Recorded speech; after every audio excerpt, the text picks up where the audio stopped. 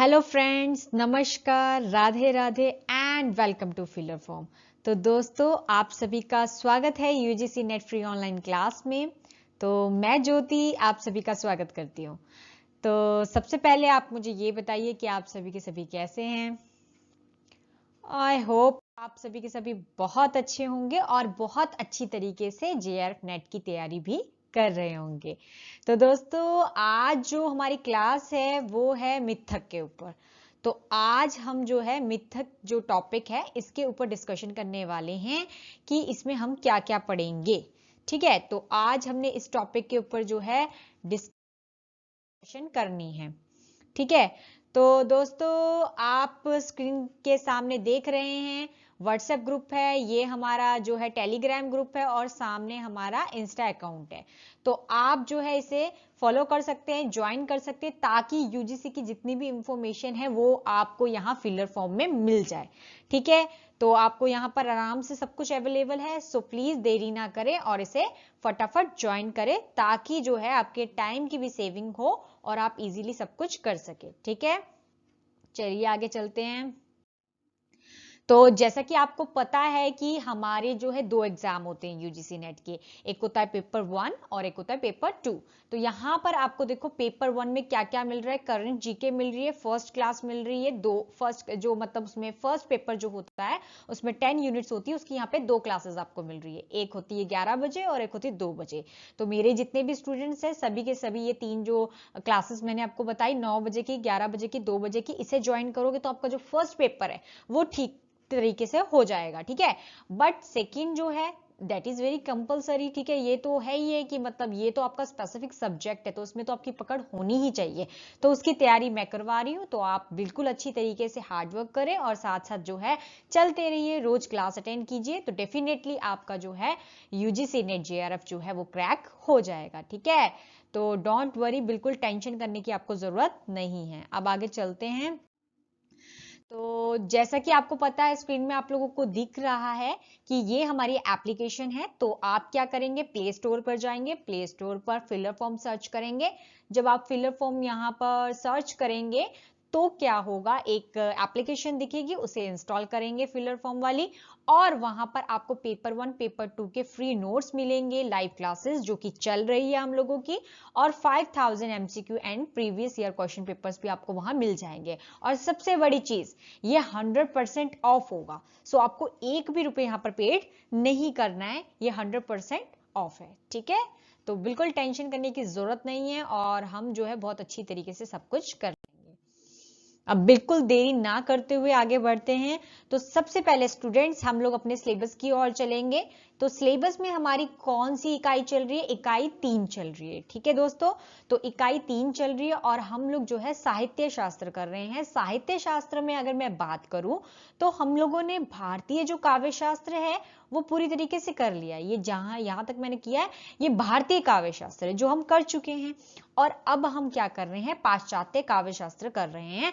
लेकिन उसमें अब हम वाद की चर्चा कर रहे हैं। तो जैसे हमारी जो पिछली क्लास रही थी, ठीक है, उसमें हमने रूसी रूपवाद की चर्चा की, नई समीक्षा की चर्चा की। ठीक है, लेकिन अब हमारे जो ये छोटे छोटे जो टॉपिक्स हैं ये रह गए हैं, तो हम इनकी चर्चा कर रहे हैं। तो आज हम जो है इसमें से मिथक के बारे में जानेंगे कि मिथक क्या है और मिथक में क्या लोगों की क्या विचारधारा है, जो आचार्य है वो क्या मानते, विद्वान जो है वो क्या समझते। तो इस मिथक शब्द से क्या क्या है और इसमें क्या क्या जो रहस्य है वो छुपा हुआ है, तो उन चीजों के बारे में हम जानेंगे।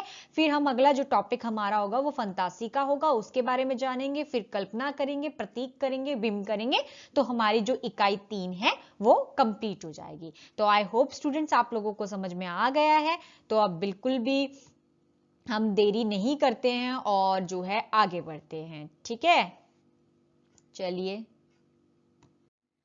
तो आज हमारा जो है पाश्चात्य काव्य शास्त्र में हम लोग क्या पढ़ने जा रहे हैं, यहाँ पे मिथक पढ़ने जा रहे हैं। ठीक है, तो मिथक के ऊपर चर्चा करने वाले हैं। तो मिथक क्या है, कैसा है, सब इसमें हम जानेंगे। तो देखिए सभी के सभी अब बिल्कुल ध्यान देंगे, सभी के सभी जो मैं पढ़ा रही हूं उसे समझने की कोशिश करेंगे कि मैम क्या पढ़ा रही हैं, ताकि आपको ये टॉपिक अच्छी तरीके से समझ में आ जाए। देखिए मिथक की अगर मैं बात करूं तो इसमें जो है किसी भी विद्वान ने, किसी भी आचार्य ने जो है अच्छी तरीके से या जो है व्याख्या नहीं की है। तो मिथक की पूरी प्रॉपर तरीके से मैं व्याख्या बोलूं तो नहीं मिलती है, लेकिन जितनी भी मिलती है हम उसमें बहुत अच्छी तरीके से जो है मिथक को समझ जाते हैं कि है क्या ये चीज और इसमें क्या क्या चीजें जो है वो बताई गई है। ठीक है, तो बहुत सारे उदाहरण भी लेकर आए हैं और उनमें भी जो है पता चलता है कि किस तरीके से मिथक का शब्द का जो प्रयोग किया गया है वो कैसा है। ठीक है, तो सबसे पहले यहाँ पर फर्स्ट पॉइंट देखेंगे। फर्स्ट पॉइंट में क्या है, मिथक का शाब्दिक अर्थ। तो यहाँ पे मिथक का शाब्दिक अर्थ क्या है, लोक काल्पनिक से है, कि जो लोगों की काल्पनिक कल्पना होती है उससे, मतलब कल्पना को एक रूप की तरह लिया गया है यहाँ पर पूरी तरीके से मिथक को हम कल्पना नहीं बोल सकते, सिर्फ एक रूप की तरह कल्पना को लिया गया है यहाँ पे। फिर अगर मैं बताऊं तो जो है कथानक के रूप में, मतलब कथा के रूप में लिया गया है, कि कथा के रूप में जो है मिथक का जो है प्रयोग करते हैं।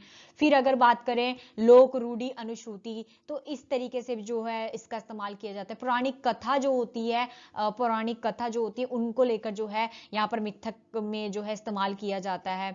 परंपरागत जो कथा होती है उस पर, मान्यताओं पर या आख्यानों पर, इन सब जगहों पर, इन सब चीजों पर जो है मिथक शब्द का जो प्रयोग है वो किया जाता है। ठीक है, और भी अच्छी तरीके से जानेंगे कि ये है क्या और इसमें क्या बताया। तो सेकंड पॉइंट ध्यान देंगे कि मिथक शब्द जो है वो अंग्रेजी के माइथ का एक हिंदी रूपांतर है। तो मिथ शब्द से यहाँ पर लिया गया है और वो क्या है, एक हिंदी उसका जो है रूपांतर है। ठीक है, तो यहाँ पर तीसरा पॉइंट क्या कहते हैं कि ये शब्द जो है वो लैटिन के मिथिस, ग्रीक भाषा के जो माइथ्रास है उस पर आधारित है और इसका अर्थ क्या है, मुख से उच्चारित वाणी।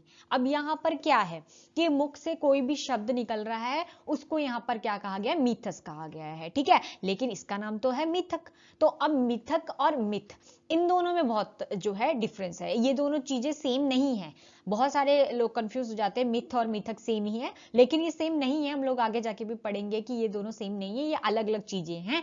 ठीक है, तो मिथस, यहाँ पर मिथस शब्द जो है वो क्या है, एक लैटिन जो है, लैटिन की जो मिथस शब्द है जो ग्रीक भाषा के माइथ्रास, ठीक है, माइथोस जो शब्द है उस पर आधारित है, जिसका अर्थ क्या है, मुख से उच्चारित वाणी, जो मुख से निकलती है वाणी उसे यहाँ पर कहा गया है। तो अब एक तरीके से अगर देखा जाए या मिथक की बात की जाए तो ये मौखिक रूप की बात कर रहा है कि मिथक क्या है, एक मौखिक चीज है जिसे हम बोलकर बताते हैं। मान लो अगर कोई काव्य है, काव्य की संरचना कर रखी है और काव्य को मैं बोलकर आप लोगों के सामने जो है आप लोगों को बता रही हूं, तो ये क्या है, मौखिक है ना। तो मौखिक तरीके से मैंने आप लोगों के सामने रखा। अब वो क्या हो सकता है, क्या पता वो पौराणिक कथा हो, क्योंकि यहाँ पे बताया ना कि पौराणिक भी हो सकता है, तो क्या पता वो पौराणिक कथा हो, क्या पता वो जो है लोगों की रूढ़ी जो अनुश्रुति हो, क्या पता वो जो है लोग की काल्पनिक चीजें हो, काल्पनिक कोई चीज हो उसको उन्होंने बताया हो। तो इस तरीके से हम मौखिक रूप से उसको जो है व्यक्त कर रहे हैं, तो ये क्या है, मिथक है। तो और भी अब आगे समझेंगे हम इसमें कि और क्या क्या बताया गया है यहाँ पर। ठीक है, नेक्स्ट फोर्थ पॉइंट पे ध्यान देंगे कि फोर्थ पॉइंट में क्या है, एक मान्यता है कि जो मिथ है वे शब्द जो है उद्भव यूनान से मुथास से हुआ है। ठीक है, जिसका अर्थ क्या है, मौखिक कथा। अब मैंने कहा कि मौखिक कथा भी इसे कहा गया क्योंकि ये क्या है, मुंह से बोली जाने वाली कथा है। अब शायद वो पुराणों की कथा, जैसे अगर मैं महाभारत की बात करूं, रामायण की बात करूं, अगर मैं बोलकर आप लोगों को सुना रही हूं तो एक मौखिक तरीका है वो, उसको सुनाने का एक मौखिक तरीका आपके सामने लेकर आ रही हूं। तो यहां पर क्या है, मिथ शब्द का उद्भव जो है वो एक तरीके से मुथास जो शब्द है उससे ही यहां पर हुआ है। ठीक है, अब क्या है, इसका अर्थ जो है किसी प्रकार की कथा, ठीक है, कहानी या मौखिक संप्रेक्षण से है। तो अब हम संप्रेक्षण मैंने आपको क्या पढ़ाया, संप्रेक्षण में मैंने एक तरीके से आपको साधारणीकरण ही पढ़ाया, जिसमें मैंने आप लोगों को यह बताया कि जब कवि के भाव और जो पढ़ने वाला श्रोता है या पाठक है उसके भाव, जब दोनों के भाव कैसे हो जाते हैं, एक जैसे हो जाते हैं, तो क्या होता है, दोनों के बीच में साधारणीकरण हो जाता है और एक तरीके से संप्रेक्षण होता है, क्योंकि कवि की जो बातें होती है वो पाठक या श्रोता जो होते हैं उनको अच्छी तरीके से समझ आ रही होती है। ठीक है, तो इस तरीके से उन दोनों के बीच में क्या हो रहा होता है, संप्रेक्षण हो रहा होता है। तो यहां पर क्या हो रहा है, अर्थ जो है किसी भी प्रकार की कथा भी हो सकती है, कहानी भी हो सकती है और मौखिक संप्रेषण भी हो सकता है। तो इस तरीके से इन्होंने भी मिथक जो शब्द है उसको यहाँ पर बताने की कोशिश की। मैंने कहा ना, प्रॉपर एक आंसर नहीं मिल पाएगा आपको कि मिथक क्या है, मतलब किसी ने एक एग्जैक्ट या सही परिभाषा नहीं दी है कि मिथक है क्या जिसे हम अपना सके। तो इसलिए अलग अलग परिभाषा दी है, सबने अलग अलग तरीके से मिथक को बताया। आगे जाके मैं आपको बताऊंगी कि मिथक को हम किस किस नजरिए से जो है देख सकते हैं, है ना, क्या क्या उसका स्वरूप हो सकता है। तो आगे चलते हैं 6 पॉइंट पे। तो 6 पॉइंट में क्या है कि जो अरस्तु है, तो अरस्तु के बारे में आप लोगों ने पढ़ा है। अरस्तु की रचना कौन सी थी? पोएटिक्स। तो अरस्तु की रचना जो पोएटिक्स है उसमें भी मिथ शब्द का जो प्रयोग है वे कथानक, कथाबद्ध और गप जो कथा होती है उसके रूप में हुआ। तो इन सब रूपों में जो है मिथ शब्द का प्रयोग किया। लेकिन मैंने आप लोगों को क्या समझाया कि मिथ और मिथक दोनों चीजें एक नहीं है। तो मिथ में क्या होता है? झूठ होता है ना, झूठ चीजें बताई जाती, झूठी चीजें होती है, यथार्थ का कोई लेना देना नहीं होता। लेकिन मिथक में भी यथार्थ का लेना देना है। मैंने कहा अभी मैं आपको स्वरूप जब करवाऊंगी तो आपको पता चलेगा कि इसमें यथार्थ भी है, इसमें और भी बहुत सारी विशेषता है। ठीक है, तो यहां पर क्या है, मिथ और मिथक में फर्क है। तो उपरोक्त अगर सभी शब्द बोले तो मुख से कही जाने वाली किसी भी प्रकार की जो कथाएं हैं कि पराई शब्द के रूप में जो है वो आते हैं। तो मतलब एक तरीके से उसके रूप में, एक प्रायवाची के रूप में जो है यहां पर हम इस्तेमाल करते हैं। लेकिन जो है उन्होंने भी मिथ शब्द का, जो अरस्तु है उन्होंने मिथ शब्द का प्रयोग यहां पर किया है। उसके बाद हम 7th पॉइंट पे चलते हैं। 7th पॉइंट में क्या कहते हैं? तो 7th पॉइंट में क्या है कि हिंदी में मिथ और मिथक रचने की देन हजारी प्रसाद द्विवेदी जी ने की है। तो अगर मिथ और मिथक आगे ना, दोनों शब्द, मिथ भी आ गया और मिथक भी आ गया, लेकिन इसका शब्द का जो प्रयोग कहूंगी मैं, ठीक है, कि इस शब्द का अगर मैं प्रयोग कहूंगी कि इसका जो प्रयोग है वह किसने किया है, तो यहां पर क्या है, द्विवेदी जी जो है ना, हजारी प्रसाद द्विवेदी जी जो हैं उन्होंने इस शब्द का प्रयोग किया। उन्होंने क्या किया? मिथ से हिंदी प्रत्यय लगाया। ठीक है, हिंदी मिथ से जो है हिंदी प्रत्यय लगाकर जो है मिथक शब्द बना दिया। तो इन्होंने क प्रत्यय लगाया इसमें और क्या किया, मिथक शब्द जो है बना दिया। ठीक है, समझ आया? तो यहां पर हजारी प्रसाद द्विवेदी जी का नाम याद कर लीजिए। ठीक है, कि उन्होंने जो है मिथ को प्रत्यय जो है क लगाकर यहां पर मिथक शब्द का जो है वो किया। तो यहां पे प्रत्यय क भी आएगा। ठीक है, ठीक है, अब आगे चलते हैं। आई होप आप लोगों को समझ आ रहा होगा। अब यहां पर क्या है, तो यहां पर आप लोग देखिए इलियादे के अनुसार, तो यहाँ पे बहुत सारे अलग अलग जो आचार्य हैं उन्होंने अपने अपने तरीके से जो है मिथक शब्द को बताने की कोशिश की है। ठीक है, तो सभी जो है उसे अलग अलग तरीके से बताते हैं कि मिथक शब्द क्या है। तो यहाँ पर जो है इलियादे जो है उनके अनुसार अगर देखें तो उन्होंने क्या बताया कि मिथक क्या है, मिथक एक जो है पवित्र इतिहास का वर्णन है। तो मतलब इन्होंने क्या कहा इसे, इतिहास, इन्होंने एक तरीके से इसको इतिहास नाम दे दिया कि ये जो है इतिहास का वर्णन है। कैसा इतिहास? जिसमें ऐसी घटनाओं का क्या होता है, ब्यौरा होता है जो कि वास्तव में घटी होती है। तो वास्तव में अगर कोई घटना घटी हुई है, लाइक महाभारत बोल दूं, रामायण बोल दूं, तो ऐसा जो है चीज जो है घटित हुई है तो उसे हम ऐतिहासिक चीजें बोल देंगे। तो वो ऐतिहासिक चीजों को क्या बोल रहे हैं कि अति प्राकृतिक तत्वों का माध्यम से ही वे प्रस्तुत जो सृष्टि है उनके आंतरिक सत्यों को अपनी संपूर्णता में खंडित रूप से अभिव्यक्त करती है। तो मतलब एक तरीके से इन्होंने प्राकृतिक भी कह दिया उसे और दूसरी तरफ उन्होंने उसको ऐतिहासिक भी कह दिया।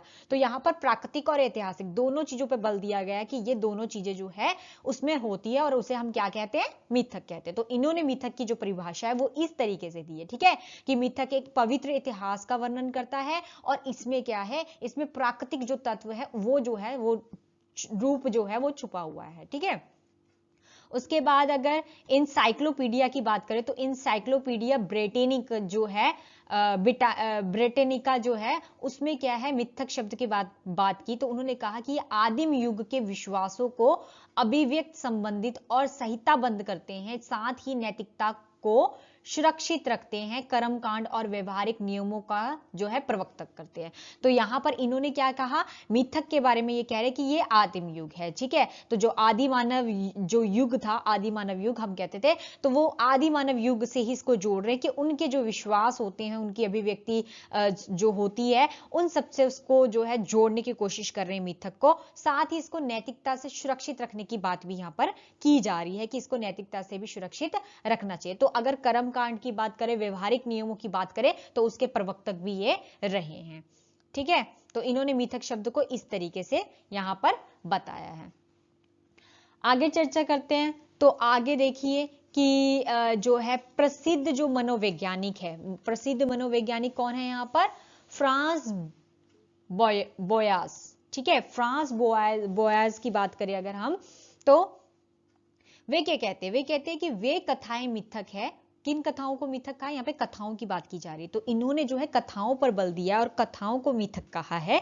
ये क्या कहते हैं कि जिनमें जो है प्राकृतिक व्यापारों का मानवीकरण किया जाता है। तो यहाँ पर क्या किया जा रहा है, मानवीकरण किया जा रहा है, मतलब मानव के साथ उसकी तुलना की जा रही है। जिन्होंने क्या किया है, जिन्हें किसी भी जो है प्रागैतिहासिक युग में संबंध कर दिया जाए। मतलब यहाँ पर जो प्राकृतिक है या जो ऐतिहासिक है, ठीक है, उसको किसके साथ तुलना की गई है, यहाँ पे मानव के साथ तुलना की गई है, मानव के जीवन के साथ तुलना की गई। तो यहाँ पर भी क्या है, इन्होंने इसको क्या कहा है, मिथक कहा है। तो एक तरीके से कथाएं होती हैं, जैसे पुरानी कथाएं की बात मैंने की आप लोगों के सामने कि चाहे वो महाभारत की कथा थी, चाहे रामायण था, या कोई और कथा थी, कोई पौराणिक कथा थी, तो उसका संबंध इसके साथ बताया गया है, मानव के साथ बताया गया है। तो मतलब एक तरीके से प्राकृतिक का कनेक्शन भी है यहाँ पर, ठीक है। पाश्चात्य विद्वानों की बात करें तो जैसे पाश्चात्य विद्वानों में टेलर हो गए, टेलर फ्रेजर हो गए, ठीक है, एडलैग हो गए, ठीक है, और कौन है यहाँ पर, ठीक है, और यहाँ पर बहुत सारे यहाँ पर आ रहे हैं यहाँ पे, ठीक है, एडलैग हो गए, लेविस पैन हो गए, ठीक है, हॉकर्ट हो गए, और इलियट हो गए, लेवी ब्रहल हो गए। तो ये सारे के सारे क्या है, आदि मिथकों के मूल में प्रकृति को देखते हैं। तो मतलब इन्होंने किसको किस रूप में देखा है, मिथक को इन्होंने प्राकृतिक के रूप में दिया है कि मतलब जो प्रकृति होती है वो प्रकृति क्या है, एक मिथ्य है ना, झूठ की बात है। मिथ में और मिथक में जो है फर्क है यहाँ पर, ठीक है, मिथ और मिथक में यहाँ पे फर्क बताया गया है। मिथ में ये क्या बोल रहे हैं, मिथ में तो ये झूठ बोल रहे हैं कि झूठ है सारा कुछ, लेकिन मिथक में क्या बोल रहे हैं, मिथक में ये बोल रहे हैं कि ये काल्पनिक भी हो सकता है, ये साथ ही साथ प्राकृतिक भी हो सकता है, मानवीय वाला भी हो सकता है। तो इस तरीके की चीजें, जो चीजें हम लोग अपनी जो है अपने काव्य में उतारते हैं, ये सब चीजें क्या होती है, मिथक होती है, और इससे काव्य की जो सुंदरता होती है वो और ज्यादा बढ़ जाती है, ठीक है। तो यहाँ पर जो है इसको मिथक कहा गया है, और पढ़ेंगे तब पता चलेगा और अच्छे तरीके से। आगे देखो, यहाँ पे 5th पॉइंट देखेंगे कि फ्रैंकफर्ट कहते हैं, फ्रैंकफर्ट जो है वो क्या कहते हैं, उन्होंने मिथक जो है कुछ मानसिक समस्याओं के समाधान का प्रयास है। उन्होंने कहा कि मिथक क्या होता है, कुछ मानसिक ऐसी समस्याएं होती है जिसका समाधान क्या है, मिथक है। क्योंकि कभी कभी हम काव्य पढ़ते हैं और काव्य में कुछ ऐसी चीजें होती हैं, मैं आगे उदाहरण भी दिए हैं बहुत सारे मैंने, तो जब ऐसी ऐसी चीजें होती हैं तो उनको देखकर क्या होता है, हमारे मानसिक, हमारे दिमाग में जो है बहुत सारी जो टेंशन होती है वो खत्म हो जाती है, क्योंकि वो मिथक जो होते हैं वो हमें एक तरीके से कल्पना की ओर या कुछ ऐसी चीजें, रहस्यमय चीजों की और जो है हमारा को अग्रसर करती है, और जिसकी वजह से क्या होता है, हम जो है पूरी तरीके से उसमें डूब जाते हैं। तो काफी तरीके से ये समस्याओं का भी हल करती है, लेकिन वह वैज्ञानिक दृष्टि का नहीं है, लेकिन वैज्ञानिक दृष्टि इसको नहीं कहा है, बल्कि उसमें संपूर्ण जो मनुष्य होता है वह उसकी भावना या कल्पना का भोग लेती है। तो इस तरीके से उसकी भावना और कल्पना इसके भीतर होती है, ठीक है। आई होप आप लोगों को ये क्लियर हो गया होगा। अगर आगे बात करें 6th पॉइंट की, तो यहाँ पर क्या है, मिथक में जो है भावनात्मकता होती है, मतलब यहाँ पर क्या होती है, भावना होती है। फिर क्या है, कल्पनात्मक होता है, मैंने कहा था आप लोगों को कि कल्पना भी करता है, वो कल्पना से भी बहुत कुछ चीजें क्रिएट करता है, और क्रिएट करके जो है लेकर आता है, तो वो भी एक तरीके से मिथक ही है। फिर क्या है, यहाँ पे जो है प्रतीकात्मकता जो है वो भी है यहाँ पर। तो यहाँ पे प्रतीकों का भी प्रयोग किया जाता है, मतलब जैसे बिंबों का प्रयोग किया जाता है हम काव्य में, तो उस तरीके से यहाँ पे प्रतीकों का प्रयोग कर कर भी हम अपनी बात को वो समझाने की कोशिश करता है। फिर क्या है, चित्रमकता भी है, जैसे कि चित्रों का प्रयोग हमारे एक तरीके से हमारे माइंड में एक चित्र सा बनने लग जाता है, और इस तरीके से भी वो जो है मिथक उसमें डालते हैं, चाहे वो कथाएं हो, चाहे वो कहानियां हो, नाटक हो, इन सब चीजों में, इन सब चीजों की यहाँ पे बात की जा रही है। ठीक है, फिर क्या है, रहस्य अनुभूति। तो रहस्य, कुछ उसमें अनुभूतियां होती हैं जिनके रहस्य जो है वो छुपे होते हैं। तो अनेक ऐसे तत्व हैं जो उन्हें साहित्य के अंतर्गत जो है निकट पहुंचा देते हैं। तो एक तरीके से मिथक को इन्होंने ये शब्द दिए हैं और इससे डिफाइन करने की कोशिश की है कि मिथक क्या है। एक भाव अनुभूति हो गई, कल्पनाशीलता हो गई, प्रतिगामिता होगी, या चित्र से द्वारा जो है वो हो गया, या फिर रहस्य अनुभूति हो गई। ठीक है, आई होप आप लोगों को क्लियर हो रहा है, समझ आ रहा है ना। चलिए आगे चलते हैं। फिर आता है सेवेंथ पॉइंट। सेवेंथ पॉइंट में क्या कहते हैं, फ्रेजर। फ्रेजर ने जो है मिथकों को क्या कहा है कि मानव के प्रारंभिक विचारों का दस्तावेज है। वेरी इंपॉर्टेंट लाइन, बहुत इंपॉर्टेंट लाइन है कि मानव के जो स्टार्टिंग, जो मानव का प्रारंभिक विचार थे, मतलब जो उसके शुरू से जो उसके विचार थे, उसका पूरा का पूरा दस्तावेज है। क्योंकि इसमें क्या है, इसमें सिर्फ और सिर्फ आधुनिकता की बात नहीं की गई है, इसमें पौराणिक की भी बात की गई है, ऐतिहासिक की भी बात की गई है, प्राकृतिक की भी बात की गई है। तो बहुत सारी चीजों की बात यहां पर की गई है। तो ये पूरा का पूरा क्या है, एक तरीके का दस्तावेज है। ठीक है, क्योंकि यहां पे देखो प्रकृति की चर्चा की गई कि मतलब मिथक जो है प्रकृति से भी हम सीखते हैं, तो प्रकृति से भी हम लोग लेते हैं, तो प्रकृति की चर्चा की गई। फिर यहां पर जो है अगर हम बात करें तो यहां पर जो है बहुत भावनात्मक की बात की, कल्पना की बात की गई, कल्पना की यहाँ पर चीजों की। फिर प्रतीकों की बात की गई, बिंबों को इस तरीके से प्रयोग करते हैं, तो बिंब भी बहुत ज्यादा जरूरी है। तो इन सब चीजों से अगर हम देखें तो सारा कुल मिलाकर क्या है, इसको एक तरीके से मानव के प्रारंभिक विचार जो हैं, वो उन्होंने पौराणिक विचार भी हो सकते हैं और आधुनिक विचार, दोनों को मिलाने की बात की गई है। तो यहां पर उसको एक तरीके का दस्तावेज कहा गया। फिर आगे चलते हैं, आगे 8 पॉइंट पे विचार करते तो क्या है, प्रसिद्ध जो मनोविश्लेषणवादी है, कौन है मनोविश्लेषणवादी, पूरी तरीके से जो है सिगमंड फ्राइड। जो सिगमंड फ्राइड थे, उन्होंने यह मत स्थापित किया है कि मिथक जो होते हैं वे मानव के अचेतन मन को चेतन दमित करके जो है प्रतीकात्मक जो है अभिव्यक्त करते हैं। तो इस तरीके से ये क्या है, अचेतन मन में, अचेतन मन में क्या करते, चेतना पैदा करते, तो एक चेतना को दमित कर देते हैं, चेतना को यहाँ पे दमित करने की जो है बात की जा रही है। मतलब एक तरीके से प्राकृतिक में जो प्रकृति है उसमें बहुत सारे सारे जो सुंदर सुंदर दृश्य है वो दिखने नजर आ जाते हैं जब हमारा मन क्या होगा, अचेतन होगा, है ना। अचेतन मन में क्या होगा, देखो चेतना होगी मन में तब तो हम क्या करेंगे, हमारी आंखें खुली, हमें तो दिख रहा है ना। पर अचेतन मन में क्या है, एक सुंदर दृश्य आता है, एक प्राकृतिक का चित्रण आता है कि प्राकृतिक कितनी सुंदर है। तो ये सारे जो विचार है वो अचेतन मन में भी आ जाते हैं। तो यहाँ पर अचेतन मन को भी यहाँ पर जो है मिथक की तरह प्रस्तुत करने की कोशिश की है। तो एक तरीके से मैं कहूँ कि जड़ को जो है चेतन और जो है उस तरीके से बताने की यहाँ पे कोशिश की है। ठीक है, अब आगे चलते हैं।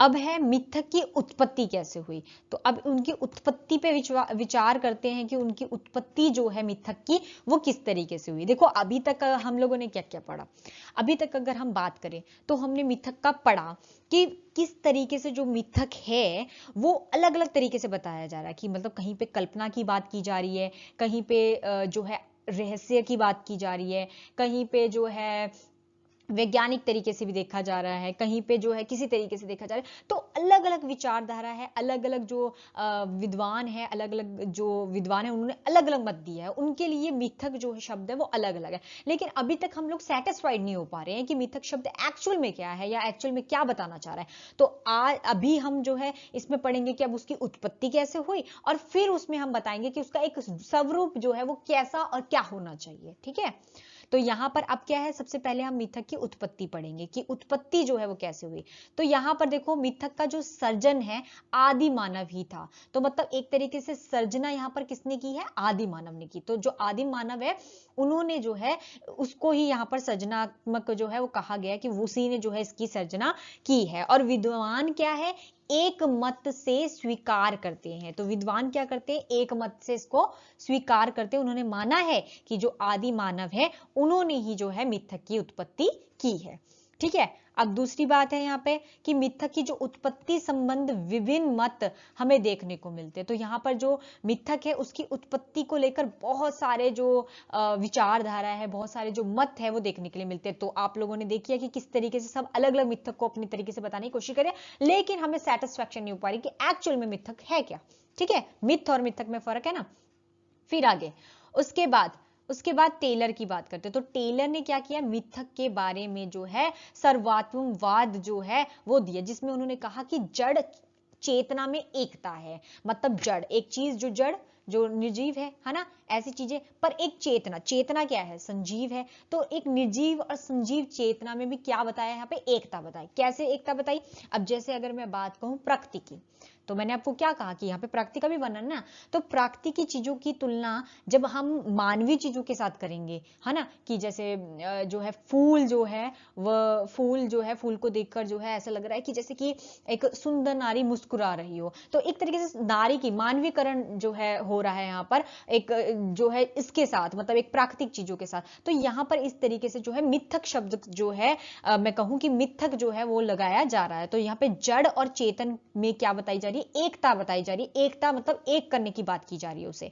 तो यहाँ पे क्या है, सिद्धांत की स्थापना कर उसे मानवीकरण पर आधारित माना गया है। तो मैंने बता दिया कि मानवीकरण एक तरीके से दिखाया जा रहा है यहाँ पर, और यह स्वीकार भी किया गया है कि मिथक अनुभवों पर आधारित होता है। कि जो मिथक है ये किस पर आधारित होता है, हमारे आपके जिस तरीके के जो अनुभव होते हैं हमारे जिंदगी के, उन सब चीजों पर आधारित। वो काल्पनिक भी हो सकते हैं, वो पौराणिक भी हो सकते हैं, क्या पता ऐसा हो रूढ़िवादी सोच वाले हो तो वो क्या कहते हैं रूढ़ि। मतलब यहाँ पर मेनली बात क्या है, मेनली बात ये है कि जो पुराने लोग हैं, पुरानी परंपराएं हैं, पुराने विचार हैं, उन सबको तो हमने साथ में लेना ही है।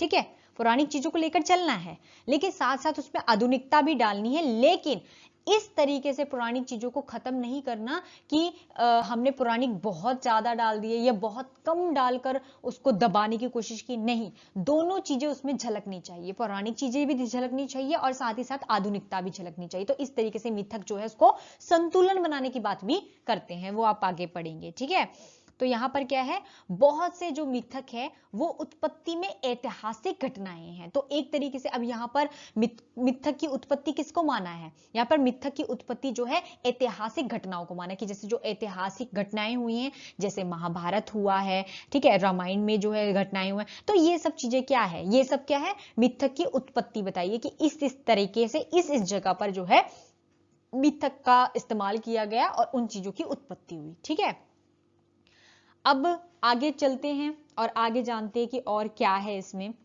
ठीक है, तो यहां पर क्या है, अगर एम इलियट की बात करें तो इलियट के मत अनुसार जो मिथक है वे ऐतिहासिकरण की इस प्रवृत्ति के मूल में ही मानव का क्या है, स्वभाव है। तो इसका मूल किसको कहा गया, मतलब ये जो ऐतिहासिक चीज हो रही है इसका मूल किसको कहा गया, मानव को कहा गया, क्योंकि मानव ही तो है जो ये सब चीजें कर रहा है, ये सब चीजें जो है आपके सामने ला रहा है, किसी जड़ को चेतन के साथ जो है कंपैरिजन कर रहा है। तो इस तरीके की चीजें जो है वो मानव ही कर रहा है। तो यहाँ पे मानव को जो है यहाँ पर, और आदि मानव को ही इसकी उत्पत्ति का मेन जो है वो माना है।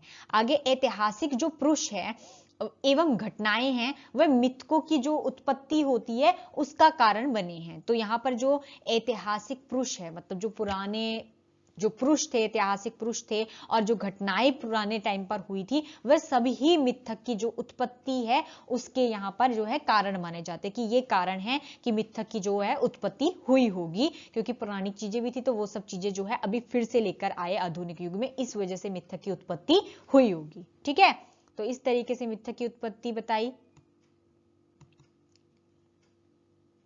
ठीक है, अब जिन्होंने मेरे चैनल को सब्सक्राइब नहीं किया है वो मेरे YouTube चैनल को सब्सक्राइब कर ले, ताकि उन्हें जो है पुरानी जो वीडियोस हैं वो सारी भी मिलती रहें और अच्छी तरीके से वो जो है पिछला जो है वो रिवीजन भी कर सकते हैं। ठीक है, आगे चलते हैं। अब हिंदी साहित्य में मिथक का क्या स्थान है, अगर हम हिंदी साहित्य की बात करें, है ना, हमने पढ़ा, भारतीय काव्य शास्त्र पढ़ा, तो उसी तरीके से यहाँ पे जो हिंदी साहित्य है उसमें जो है मिथक जो है उसका क्या प्रभाव देखने को मिलता है। तो पढ़ते हैं कहाँ कहाँ पे हमने इसका जो प्रभाव है वो देखने को पड़ता है। तो फर्स्ट बिंदु देखेंगे, उसमें क्या है, हिंदी साहित्य में जो मिथक है प्रत्यय पर विचार कम्बाइनी के मूल्यांकन से आरंभ होता है। तो कम्बाइनी आप सभी ने पढ़ी होगी, जिन्होंने मास्टर की है उन्होंने तो जो है कम्बाइनी जो है वो बहुत अच्छी तरीके से जो है की होगी। तो उसमें जिसमें यह कहा गया कि जो कम्बाइनी है उसमें जो है मनु जो है वो वेदकालीन नहीं, यहाँ पे मनु आएगा, ठीक है,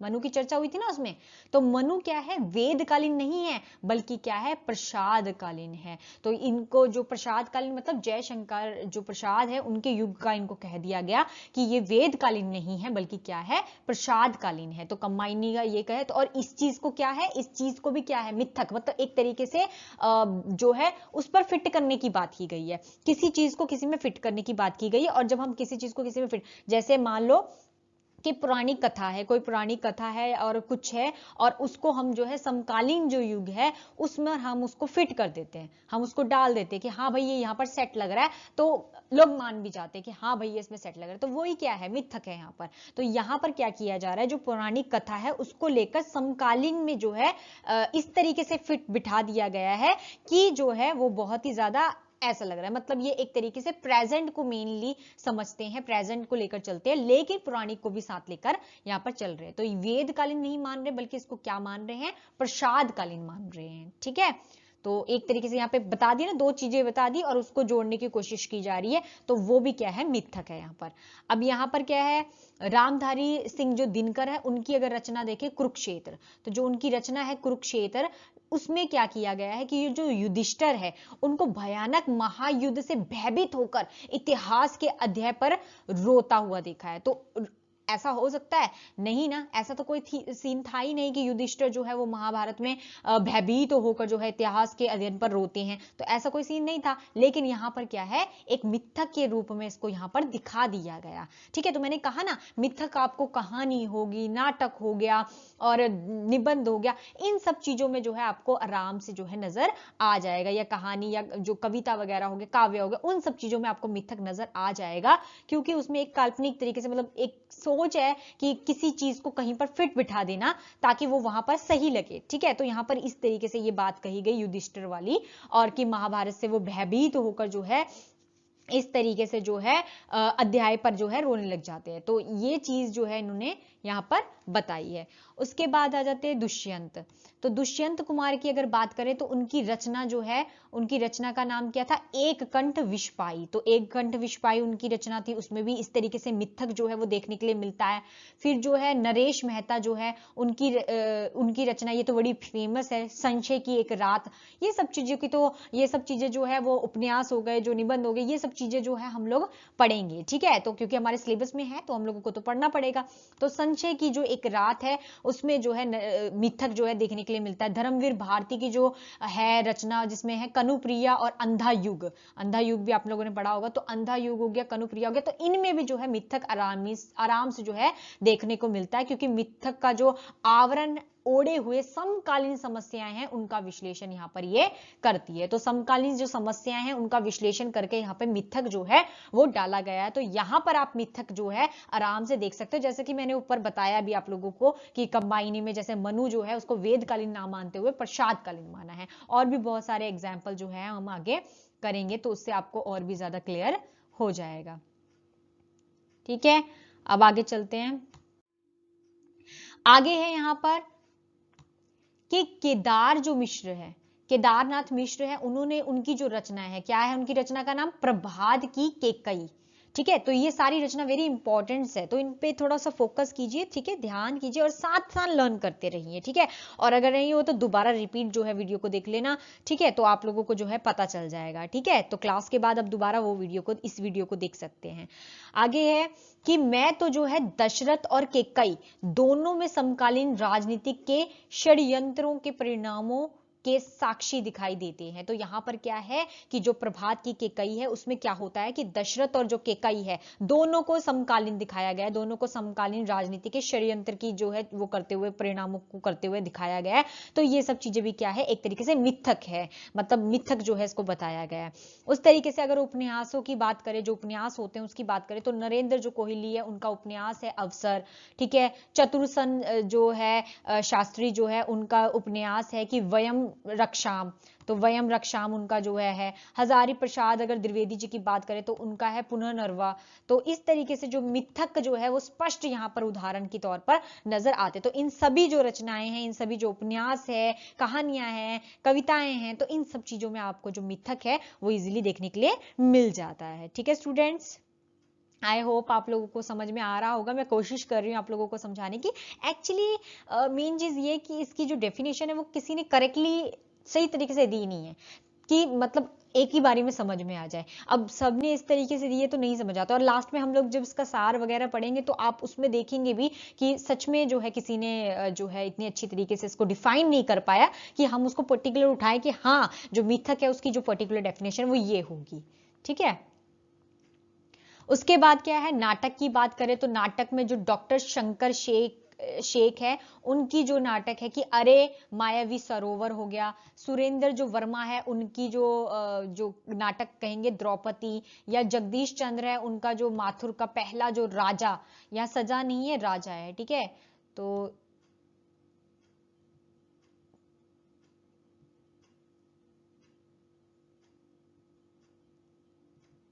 ठीक है, तो राजा जो है आदि भी मिथक से सुंदर जो है उदाहरण दिए। तो इस तरीके के ये जो उदाहरण है ये दिए हैं, और इनमें जो है मिथक जो है कूट कूट के भरा हुआ है, और यहाँ पर जो है आपको आराम से इजीली देखने के लिए मिल जाता है। तो किस तरीके से पौराणिक चीजों की जो तुलना है वो समकालीन जो समझते हैं उन तरीकों को दिखाने की कोशिश यहाँ पर मिथक में की गई है। आगे चलते हैं, आगे देखिए क्या है। तो पॉइंट देखो यहाँ पर कि रचनाओं में जो है मिथक से रचनाओं के माध्यम से मिथक जो विचार है उसकी घटनाओं, पात्रों, मूल्यों आदि को समकालीन यथार्थ के ताने बाने में बुना गया है। तो यहाँ पर क्या है, मिथक में विचार है, घटनाएं हैं, जो पात्र हैं, उनके जो मूल्य है उसको यथार्थ के ताने बाने में बुना गया है। मतलब अगर इनको यथार्थ से हटा दिया जाए, अगर मान लो इन्हें यथार्थ से हटाकर काल्पनिक कर दिया जाए तो क्या है, तो वहां पर मिथक नहीं नजर में आएगा। ठीक है, उनमें उन्होंने बोला कि यथार्थ भी होना चाहिए, जो पौराणिक चीजें हैं वो भी तो है, उन्हें भी लेकर चलना है साथ में, और साथ ही साथ जो आधुनिकता है या जो समकालीन चीजें हैं उनको भी यहाँ पर डालकर चलना है। तो यहाँ पर जो घटनाएं हैं या पात्र है, अगर आप उसके रोल बदल दोगे, मान लो कि कोई सीता का रोल कर रहा था तो सीता की जगह आपने कोई और डाल दिया, तो वो एक तरीके से मिथक नहीं समझा जा सकता। ठीक है, तो इस तरीके से जो है जो सही बैठता है उसी चीज को हम करेक्ट कर सकते हैं। ठीक है, अब अगला पॉइंट अगर हम देखें तो यहां पर संतुलन की बात की गई है। प्रयोगशीलता पर ध्यान रखकर ही जो है मिथ्या प्रयोग किए जाने चाहिए। अब संतुलन किसके बीच में, संतुलन प्राकृतिक के बीच में और मानवीय के बीच में। तो जैसे प्रकृति है और मानव है उनके बीच में संतुलन होना चाहिए, जो पौराणिक चीजें हैं और जो अभी की चीजें उनके बीच में होना चाहिए, जो इतिहास है और जो अभी वर्तमान की चीजें उन पर होना चाहिए, जो भूतकाल में हो चुका है उन चीजों को और जो वर्तमान में होने वाला उन चीजों को संभाल कर चलना चाहिए, जो वर्तमान में है और जो भविष्य में है वो चीजों को जो है कॉपरेट करके संतुलन बनाकर चलना चाहिए, ताकि जो है मिथक जो है वो आराम से नजर आ सके। तो इन सब चीजों में जो है मिथक जो है वो नजर आता है। ठीक है, तो जैसे यहाँ पर संतुलन किसकी बात की जा रही है, पौराणिक और यथार्थ की। तो जो पौराणिक है और जो यथार्थ अभी है सामने आसपास, उन चीजों की जो है बात की जा रही है कि उनके बीच में संतुलन होना जरूरी है, क्योंकि अगर पौराणिक ज्यादा होगा तो भी मिथक नजर नहीं आएगा, अगर यथार्थ ज्यादा होगा तो भी मिथक नजर नहीं आएगा। इसलिए दोनों के बीच में संतुलन होना चाहिए। दोनों का प्रयोगशीलता, दोनों में प्रयोगशीलता, प्रयोग भी दोनों का इस तरीके से होना चाहिए कि किसी भी व्यक्ति जन को जो है ठेस ना पहुंचे। ठीक है, तो मतलब आपने देखो इतने अच्छी तरीके से अगर दोनों चीजों को बैलेंस बनाकर चला तो ठीक है, बट अगर आपने उसमें कुछ ऐसी बातें लिख दी जिससे जो है अगले इंसान को जो है या पढ़ने वाला है या जो सुनने वाला है उसको सुनकर जो है उसके दिल को ठेस पहुंच गई, तो वो चीज जो है अच्छी नहीं होगी। तो इसलिए जो है ऐसी चीजें लिखनी है जो किसी को इस तरीके से प्रयोग करना है कि वो किसी को बुरी भी ना लगे। ठीक है, उसके बाद क्या है, साहित्यकार जो है वो मिथक शब्द द्वारा जो है अप्रस्तुत का भी प्रस्तुतिकरण कर देते हैं। मतलब जो चीज प्रस्तुत नहीं भी करनी ना उसको भी प्रस्तुतिकरण कर देते हैं, क्योंकि वो उस चीज में सक्षम होते हैं। मैंने कहा ना कि वो किसी भी चीज को किसी भी तरीके से फिट कर देंगे, है ना। जैसे कि पीछे बताया मैंने कि वो किसी भी जो भी पौराणिक चीजें हैं उनको क्या है समकालीन में जो है उस चीज को फिट कर देंगे, बट वो फिट बैठना चाहिए ताकि जो है उसमें वर्तमान झले, क्योंकि वो वर्तमान को भी लेके चलना है ना, और साथ ही साथ जो है पौराणिक को भी लेकर चलना है। तो पौराणिक की जो चीजें हैं उनको इस तरीके से निकाले कि उसको आधुनिक जो समकालीन है उसमें कहीं भी फिट कर दे, जहां पर वो फिट होते हो और अच्छा लगे और किसी की जो भावनाएं हैं उनको ठेस भी ना पहुंचे। ठीक है, तो उसे मिथक कहा गया। अब साहित्यकार मैंने कहा कि अप्रस्तुत का भी प्रस्तुतिकरण कर पाने में सक्षम होते हैं। फिर आता है कि भारतीय साहित्य में मिथक हमेशा नए नए जो साहित्यकार है उनके द्वारा प्रस्तुत है। तो जितने भी नए नए साहित्यकार आते हैं वो मिथकों का प्रयोग जरूर करते हैं। ठीक है, उसके बाद क्या है, प्रयोगवादी जो साहित्यकार है नए मिथकों की सर्जना की, जिन्होंने पात्रों का स्वरूप ही बदल डाला। तो ऐसे प्रयोगवादी साहित्यकार भी आए जिन्होंने क्या किया, मिथकों की सर्जना की, मतलब मिथक को सर्जना उन्होंने की, लेकिन क्या किया कि जो मिथक थे उनके मेन जो पात्र थे उस पात्रों को ही बदल डाला। अब अगर मेन जो पात्र हैं उसको बदल डालेंगे तो क्या होगा, पात्रों को बदलने से क्या होगा, पात्र बदलने से क्या होगा कि उसका जो मिथक जो हम बोल रहे हैं मिथक, वो चीज नहीं रह जाएगी। क्यों? क्योंकि पात्रों को हमने बदल, मैंने कहा ना मिथक का क्या है, एक तरीके से सही बिठाना। कैसे बिठाना, पौराणिक जो चीजें हैं, जो पौराणिक चीजें हैं उन चीजों को उठाकर अभी की जो चीजें हैं, वर्तमान की जो चीजें हैं उनमें ऐसी इस तरीके से फिट बिठाना कि वो किसी को ठेस भी ना पहुंचे और वो समझ भी जाए उस चीज को। तो दोनों चीजों का संतुलन होना चाहिए। तो यहां पर क्या है, यहां पर क्या किया, कुछ ऐसे प्रयोगवादी साहित्यकार भी रहे जिन्होंने मिथक की सर्जना में और पात्रों को ही बदल डाला। तो पात्रों को बदल डाला जिससे वो बिल्कुल उसकी सुंदरता खराब हो गई। फिर क्या है, हृदय व बुद्धि की कला जो है भी आयाम ऐसा नहीं है। तो मतलब हृदय और बुद्धि जो है उसकी बात की गई है यहाँ पर, और जहां मिथक कथाओं में पहुंचना हो, तो मतलब ऐसी जो बुद्धि और जो कला है, कोई भी आयाम ऐसा नहीं होना चाहिए जहां पर मिथक कथाएं जो है पहुंच ना सके। तो ऐसी कोई भी कला उनकी नहीं, चाहे उनकी कविता हो, चाहे कहानी हो, चाहे नाटक हो, चाहे निबंध हो, चाहे कुछ भी हो, लेकिन वो ऐसी होनी चाहिए जिसमें मिथक जो है वो नजर आना चाहिए। तो अतः जो पूरी तरीके से अगर फाइनल कहे कि फाइनल में क्या बताया गया है, तो मिथक वह शक्ति है। तो मतलब मिथक को यहाँ पर क्या रूप दिया गया है, शक्ति का रूप दिया गया है, जो कि क्या है, भावबोध है। भावबोध की बात की गई, भावों को देखने की जरूरत है। ओज है, जिससे क्या है, जिससे साहित्य में उपयोगिता को जो है साहित्य में समेटा जा सके। तो जो चीजें इंपॉर्टेंट है उन चीजों को अगर हम पौराणिक से उठाकर समकालीन में डाल देंगे तो कहीं ना कहीं वो हमारे लिए फायदेमंद ही होनी चाहिए, हमारी किसी भी चीज को या किसी की भावनाओं को ठेस ना पहुंचाए। ठीक है, तो एक तरीके से मिथक को एक शक्ति के रूप में लिया गया है। ठीक है, तो आई होप आप लोगों को जो है क्लियर हो गया होगा कि मिथक जो है वो क्या है और यहाँ पर किस किस तरीके से मिथक को बताया जा रहा है। अब आगे चलते हैं।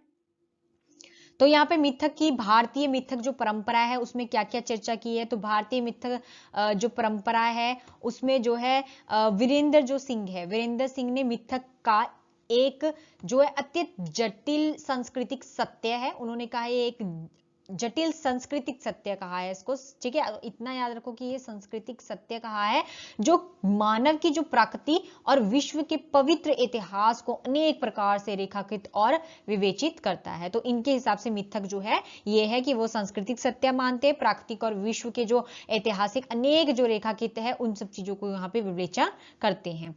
फिर जो निर्मल वर्मा है वो क्या मानते हैं, निर्मल वर्मा जो है मिथक और कुछ नहीं, एक प्रागैतिहासिक जो मनुष्य है उसके सामूहिक जो है संपन्न है। ठीक है, और व्यक्ति के जो है संपन्न के समक्ष में काफी अस्पष्ट जो है संगीतहीन और अश्लिष्ट भी है, संश्लिष्ट भी है। ठीक है, तो इस तरीके से जो है पूरी तरीके से इसका सार बताने की कोशिश करें कि उसका मूल्यांकन करके पूरी तरीके से, और इसको ऐतिहासिक ही बता रहे हैं, प्राकृतिक के साथ साथ ऐतिहासिक, दो चीजें जोड़ी हुई है यहाँ पे, प्राकृतिक के साथ साथ ऐतिहासिक भी बताया गया निर्मल वर्मा के द्वारा।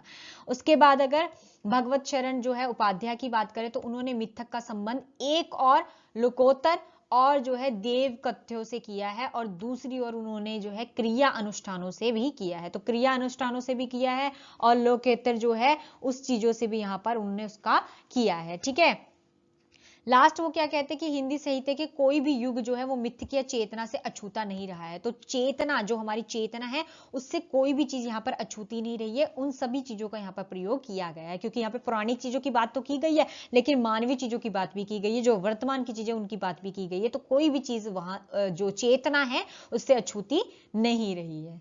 ठीक है, तो इस तरीके से भारतीय मिथक परंपराओं में ये बातें कही गई है। आगे अगर सूफी की बात करें तो सूफी काव्य परंपरा में राजा जो रतन सेन है, तो वेरी इंपॉर्टेंट, ये वाली चीज बड़ी इंपॉर्टेंट है। राजा जो रतन सेन है वो रानी जो पद्मावती है उसके सौंदर्य को देखकर जो है मूर्छित हो जाते हैं। तो ये सब चीजें तो मिथक है ना, कि ऐसा तो है नहीं।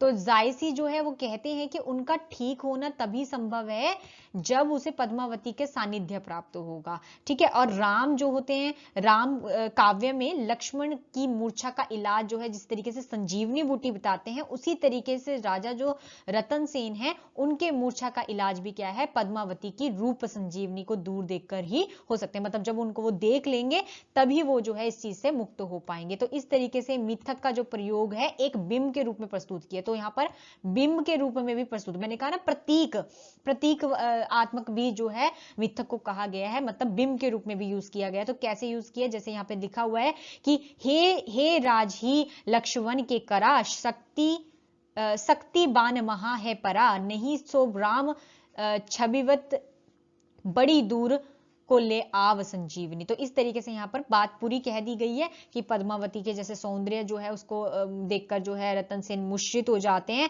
तो वह तब तक उनका इलाज नहीं होगा जब तक उसे देख नहीं लेंगे। उसी तरीके से यहाँ पर जो है लक्ष्मण जी मूर्छा जब हो जाते हैं तो उनको भी संजीवनी बूटी की जरूरत पड़ती है। ठीक है, आगे देखिए कि मिथक की प्रवृत्ति। अब हमने सारा का सारा जो है मिथक पढ़ लिया, और मिथक में हमने जाना कि ये काल्पनिक है, रहस्य वाला है, ऐतिहासिक है, और जो है और भी बहुत कुछ है। तो इस तरीके से उन्होंने अलग अलग तरीके से उसको बताने की कोशिश की, प्रतीकवान भी बताने की कोशिश की। तो अब हम उसका पूरा का पूरा यहाँ पर बता रहे हैं, जो आपको मेरे को इस तरीके से शॉर्ट रूप में आपके लिए लेकर आई हूँ। मिथक का रूप जो है वो क्या है, तो अगर मिथक की प्रवृत्तियां बताएं, मतलब अगर बताएं कि इसमें क्या क्या प्रवृत्ति हैं, तो इसमें ये है। तो अलौकिकता है इसमें, ठीक है, इसमें लोगों की भी देखो वर्णन किया गया है ना, संसार का, प्राकृतिक की चीजों का वर्णन यहाँ पर किया गया है। या फिर मैं कहूं कि अज्ञात जो रचना है, अज्ञात रचना है उसका, परंपरा से चली आ रही चीजों का, घटना जो भी घटनाक्रम हुए हैं, ठीक है, और क्या है, और जो घटना हुई हैं, इन सब चीजों का जो वर्णन है वो क्या है, अलौकिक है। तो उन चीजों का वर्णन भी यहाँ पर किया गया है। फिर क्या है यहाँ पे ज्ञेयतामकता, इसमें क्या है, गत्यामकता जो है वो भी है इसमें। तो उसमें क्या है, गत्यामकता मतलब होता है गति, गति से बदलना। अब क्या है, बहुत सारी चीजें इसमें बदल रही है, जैसे कि पहले कुछ और था, भूतकाल में कुछ और था, फिर धीरे धीरे करके बदलता गया बदलता गया बदलता गया, और अभी वर्तमान में कुछ और है, और आगे जाके भविष्य में कुछ और हो जाएगा। तो इस तरीके से ये क्या है, गति है इसमें। तो ये क्या है, इसको गत्यात्मकता भी कहा गया है। फिर आ जाता है पारदर्शिता। तो इसमें पारदर्शिता भी है, मतलब किसी चीज को छुपाया नहीं गया है, हर एक चीज को यहाँ पर जो है सामने जो है आपके रखा गया है। तो इसको एक तरीके से भाषा की बात करूं, कविता की बात करूं, तो बोला था ना इसको कि एक तरीके का ये क्या है, दस्तावेज है। ठीक है, जिसमें सब कुछ है, सारा कुछ बताया है, प्रतीक बताया गया था, किसी चीज को छुपाया नहीं गया, सारी चीजें यहाँ पे बता दी गई। तो वो पारदर्शिता है। यथार्थ है, यहाँ पर सत्य है। मिथ, मैंने क्या कहा, मिथ मतलब झूठ। ठीक है, तो यहाँ पर क्या है, मिथक है ये, तो यहाँ पर यथार्थ है, झूठ जैसा तो कुछ है ही नहीं, सारी चीजें यथार्थ पे बताई जा रही है, और दोनों पर संतुलन बनाने की बात भी की जा रही है। प्रतीकवान मतलब बिंबों का प्रयोग भी यहाँ पर किया गया, बिंबों की द्वारा भी जो है मिथक को यहाँ पर समझाने की कोशिश की गई। ये सारे वो चीजें हैं जिनके द्वारा यहाँ पर जिन चीजों का वर्णन यहाँ पर किया गया है कि मिथक एक्चुअली में कहां कहां किन किन तरीके से जो है प्रयोग में लाया जाता है। अलौकिकता से लाया जाता है, ज्ञेयतात्मकता से लाया जाता है, पारदर्शिता से लाया जाता है, यथार्थ से लाया जाता है, प्रतीकात्मकता से लाया जाता है, और क्या है, विश्वसनीयता से भी लाया जाता है। ठीक है। तो मतलब समाज के द्वारा जो है स्वीकृति भी मिलनी चाहिए, मतलब अगर समाज है, अगर वो सपोर्ट करेगा तभी जाके हम इन सब चीजों का इस्तेमाल कर पाएंगे। तो समाज की जो है यहाँ पर विश्वता जो है वो भी होनी चाहिए। फिर क्या है, एकता की बात की गई। एकता किसके बीच में, मानव और प्रकृति के बीच में जो है एकता की बात की गई कि उनके बीच में एकता है। तो प्रकृति के भी कंपैरिजन किया जा रहा है, मानव का भी किया जा रहा है, बट इस तरीके से किया जाए कि किसी की भी मानव अनुभूतियों या मानव की जो क्या कहें कि उनको किसी भी तरीके की ठेस नहीं पहुंचनी चाहिए। ठीक है, तो इस तरीके से जो है उसको बताया गया है यहाँ पर। फिर क्या है, रहस्यात्मकता, मतलब यहाँ पे रहस्य की भी बात की गई, कुछ कुछ चीजों को गुप्त रखा गया है। ठीक है, तो बहुत सारी चीजें जो है प्रकृति की बात है, प्रकृति को जो है यहाँ पे शक्तिवान बताया गया है। तो ये सब चीजें क्या है, रहस्य वाली है, रहस्यात्मकता है। फिर क्या है, वैचारिकता। तो यहाँ पर क्या है, वैचारिकता मतलब काल्पनिक चीजें भी हैं।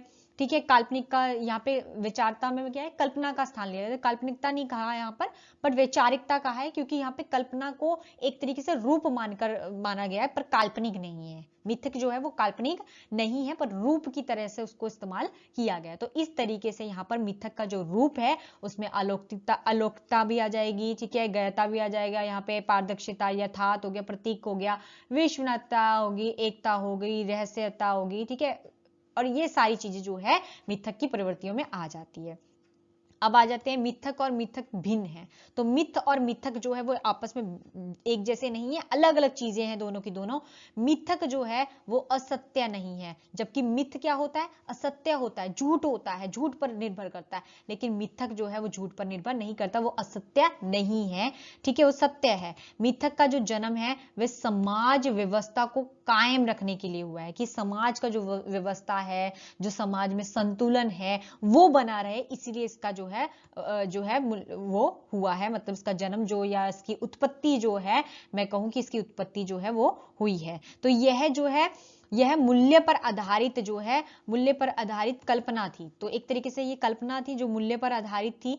ठीक है, जिसमें सामाजिक जो व्यवस्था है उसको दृढ़ किया है यहाँ पर। तो ये एक तरीके से हमारे उसके लिए ही आई थी, समाज की व्यवस्था जो है उसको कायम रखने के लिए ही इसका जन्म हुआ है। तो मिथक जो है इस तरीके से कहानी में, नाटक में, निबंध में, उपन्यासों में, तो अलग अलग जगह पे देखने को मिल जाता है। एग्जाम्पल मैंने पीछे बहुत दे दिया आप लोगों को। सार बिंदु देखिए, अगर इसके सार बिंदु में क्या है, तो सार बिंदु की चर्चा करें तो आदिम मानव की जो सर्वप्रथम अभिव्यक्ति है वो मिथक ही है। तो सबसे पहले उन्होंने जो है अगर किसी चीज की अभिव्यक्ति की है तो वो मिथक शब्द की अभिव्यक्ति की है। जो भारतीय और पाश्चात्य जो विद्वान है उन्होंने परिभाषित करने का प्रयास तो किया, परंतु कोई भी परिभाषिक इस पूर्ण रूप से इसको परिभाषित करने में समर्थ नहीं हुआ। तो मतलब कई सारे, चाहे भारतीय है चाहे पाश्चात्य हैं, वो कवियों ने, विद्वानों ने इसको बताने की कोशिश की, मिथक की परिभाषा देने की कोशिश की, लेकिन कोई भी इसको सही तरीके से डिफाइन नहीं कर पाया। तो नाटक हो गया, काव्य नामक विधा में भी मिथक का जो प्रयोग है वह अधिक प्रभावशाली रहा है। तो नाटक वगैरह में भी और काव्य में भी जो है काफी सारे मिथकों का प्रयोग किया जाता है, तो काफी प्रभावशाली ढंग से किया जाता है। और मिथक का जो आधार है वह लेकर मानव को शाश्वत समस्या जो है, मतलब जो समस्या उनके जीवन में हो रही है उससे ज्ञात कराना मेन उनका ओकेजन है। और वो क्या करते हैं, पिछली जो पुरानी चीजें हैं उन चीजों को क्या करते हैं, समकालीन जो अभी की चीजें हैं उनमें इस तरीके से फिट कर देते हैं कि जिससे हमें पुरानी चीजों से आज के बारे में सीखने के लिए बहुत कुछ मिल जाता है। ठीक है, तो उससे सुलझने का जो मार्ग है वो दिखाने में लेखक का जो उद्देश्य है वो रहा है, और इसीलिए उन्होंने मिथक शब्द का प्रयोग किया है, ताकि हम पुरानी चीजों से पुरानी चीजों को आज के साथ कंपेयर करके और आज में डालकर जो है आज के जो युवा है या आज के जो लोग हैं उनको जो है अच्छी तरीके से अच्छे मार्ग पे ले जा सके, उनको जो है मेन जो है ज्ञान जो है वो दे सके। ठीक है, तो आई होप आप लोगों को बहुत अच्छी तरीके से जो है ये समझ में आ गया होगा कि मिथक में मैं क्या बताना चाहती हूँ। तो मिथक में बहुत कुछ बता दिया, कल्पना बता दिया, रहस्य बता दिया, प्रतीक बता दिया जो है, और भी अलौकिकता बता दी। तो ये जो जितने भी मैंने आपको पॉइंट्स बताए ना, ये सारी चीजें जो है वो मिथक के अंदर आती है। पर मेन मोटिव क्या है इनका, यही चीज है कि जो पौराणिक चीजें हैं उनको और उनके बीच और आज वर्तमान जो समकालीन चीजें हैं उनके बीच, दोनों के बीच में जो है संतुलन होना जरूरी है। दोनों का मेन उद्देश्य क्या है? सिर्फ और सिर्फ आज की जो व्यवस्था है, ये जो आज की समस्याएं हैं उनको दूर करना।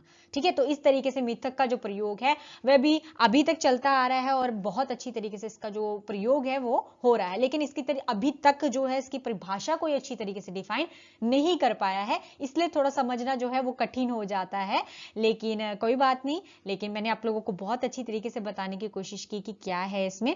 आई होप आप लोगों को अच्छी तरीके से समझ में आ गया होगा। ठीक है, तो आज का आपका प्रश्न क्या है कि मिथोस का जो अर्थ है वो क्या है? तो मिथोस का अर्थ मुझे बताएंगे कि क्या है, ये आपका प्रश्न है, उत्तर दीजिए फटाफट। और अगर आपको कुछ नहीं समझ में आया होगा तो आप कमेंट सेक्शन में कमेंट कर दीजिएगा, ताकि मैं जो है आपके कमेंट्स का उत्तर दूं। और हमारी जो क्लास है वो तो चलती रहेगी। तो कल का हमारा जो टॉपिक रहेगा वो फंतासी के ऊपर होगा, जो कि मैंने पहले पढ़ाया भी आपको, फैंटेसी। तो उसके बारे में हम लोग चर्चा करेंगे। तो वो तो काफी अच्छा सिद्धांत है, अच्छा जो है बात मैं कहूंगी वो है। तो कल हम जो है उसके ऊपर चर्चा करेंगे। तो आप लोगों का बहुत बहुत धन्यवाद। और जिन्होंने मेरे चैनल को जो है सब्सक्राइब नहीं किया है तो वो मेरे चैनल को सब्सक्राइब करें। और अगर ये चीज आपको समझ में आ गई है तो प्लीज लाइक करना ना भूलें, और कमेंट तो आप करते ही हैं। तो अपना ख्याल रखिए, अच्छे से रहिए और बहुत मेहनत कीजिए, जरूर आप